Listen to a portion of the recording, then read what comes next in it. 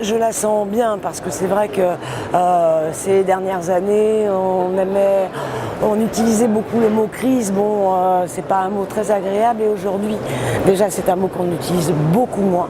On sent qu'il y a de la dynamique, qu'il y a l'envie de créer. On l'a vu avec les chiffres 2015 où il y a à peu près une nouvelle centaine de réseaux dans des domaines divers et variés qui se sont créés.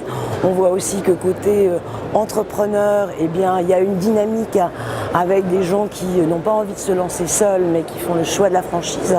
Donc on sent qu'il y a vraiment un regain de vitalité et d'envie d'agir, ce qui est très bon signe. Il a besoin de se faire connaître parce qu'avoir un savoir-faire, c'est la base bien évidemment, mais le faire savoir, c'est encore mieux pour recruter ses futurs partenaires. Un jeune réseau a généralement des moyens limités, donc il faut qu'il ait une communication astucieuse. Il faut qu'il aille chercher des supports qui vont être sensibles à son activité. Il y a aussi tout ce qui est Internet. Maintenant, il faut s'en méfier. Par exemple, un jeune réseau va se dire « je vais faire ma communication de recrutement sur Facebook ». Or Facebook, c'est destiné au consommateur final, c'est pas destiné à recruter les franchisés.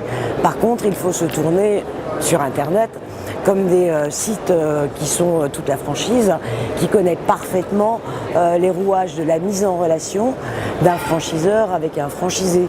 Et je sais que toute la franchise est particulièrement sensible aux jeunes réseaux pour bien les mettre en avant.